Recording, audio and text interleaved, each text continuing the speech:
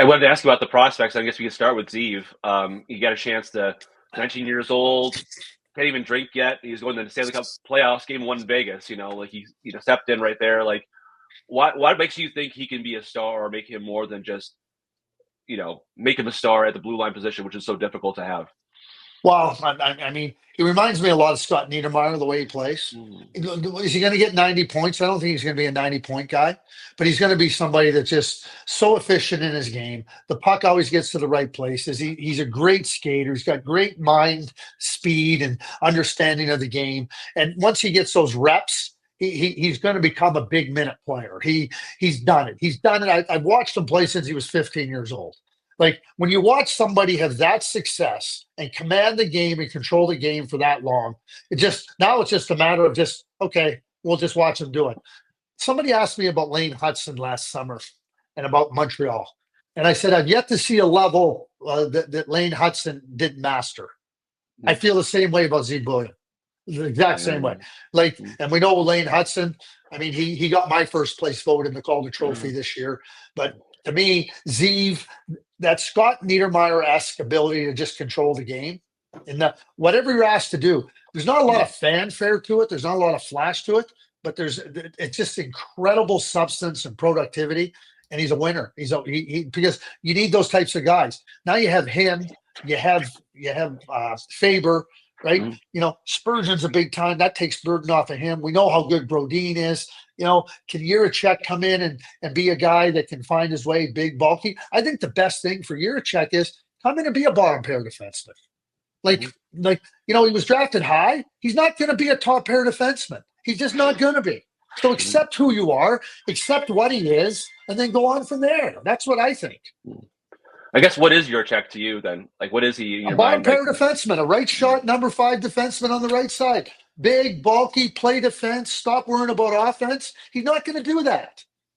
Too many teams, Joe, they draft a player, and they got to be realistic about what the potential is. And teams make mistakes in this regard. They overproject the player, and then they say, well, he's not this. Okay, that's great. He's not that. Was that his fault or was it your fault? And you better come to a realization that what he is may not be what you thought he was. And then you start to evaluate, okay, what is he and how much do we value it? I think David can be he's always been a competitor. He's big. He's got size. He'll play physically. He'll play good. So just embrace it and stop talking about being the 5th overall pick or the 6th overall pick. And, he's not. He is what he is, in my view. And so to me, young players on entry-level contracts that he's on, that can be really valuable. Yeah. Well, I know they gave up a lot in the trade for him, so that's why people have expectations of this guy, could be. They pay up a first round, 4 draft picks, and David Hunt for him. They're like, okay, they want to see more than maybe a bottom pairing defenseman. But if that's who you are, that's who you are, right? You can't be who you're not necessarily. I would tell him go try to be Brandon Carlo or Eric Chernak. Mm-hmm. Those are pretty valuable pieces on the both teams that they've been on. A guy that Wild fans I haven't seen enough play is Danil Yurov. From watching him and the time you have, what kind of player could he be at this level? They're going to have him at center, I know that, but what kind of player could he be at this level?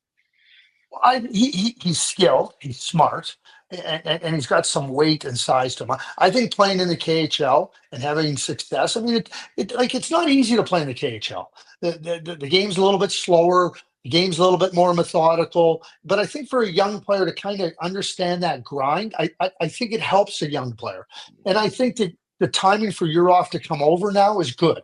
Like coming in, John Hines is gonna you got to push the pace. You got to be quick. And I think he can do that. I think the other benefit for Yurov is he's got Kaprizov right there with him.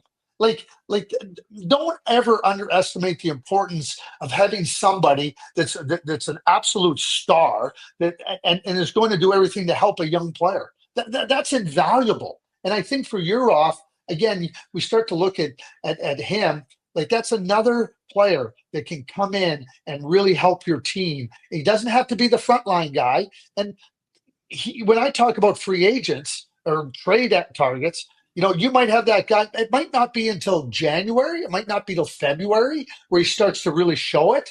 But that 4, 5, 6, 7 in that group of forwards after the top guys, I think that's the type of player you want to get. And I think he can become a really good player in that regard. What about some of the other forward prospects? Like we've got the ones talked about a lot, Ogren, Height, which I know that's going to give people a lot of trouble if they're ever playing together. But looking further out, like projecting a couple of years down the road, because they're all at different spots in their development, like which one of those excites you the most, or do you think can bring the most impact? I think Liam Ogren will be a really good third line winger. Full stop. You need third line wingers. You need to I ask the cap, and I'm just going now. Go watch those teams in Tampa Bay win cups. Do you want Blake Coleman on your team? Darn right you do. And they traded a first round pick for Blake Coleman. So what's the big deal? Well, they traded more than that. They traded Nolan Foote and a first round pick to get Blake Coleman. All he did was help them win 2 Stanley Cups. And to me, that's Liam Ogren. Liam Ogren is that big, hard, heavy, determined, competitive player. He's smart. So much of the time, first round pick. He's not going to be a first line player. Most of them aren't. Right. He's not going to be a top pair defensive. Most of them aren't.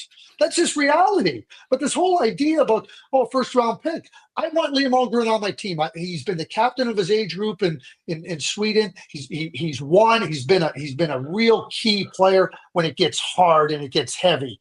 That's the type of player that I think Liam can be. Riley Height's going to need a few years in the minors. He's a center. He's got a lot of gifts. He's got a lot of skill. But he's going to have to find a way to harden his game.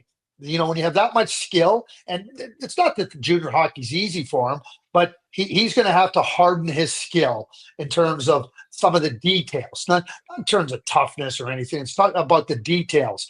Hard on the puck, hard in position. I'm not circling, I'm stopping. That's what I mean about harden his game, because it's hard to stop, and it's hard to be on a puck, and it's hard to stay in a battle. But that's what I think Riley has to be able to do to be able to advance his game. He's got a lot of skill. Make no mistake about it.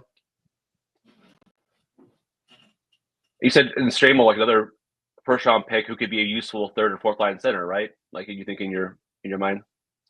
Yeah, he could. One of the things in Prince George this year, they had him kill penalties, and they made him. And even last year, they said, embrace that area of the game, and he did. He really took heart to that. And he's not going to be a first line center.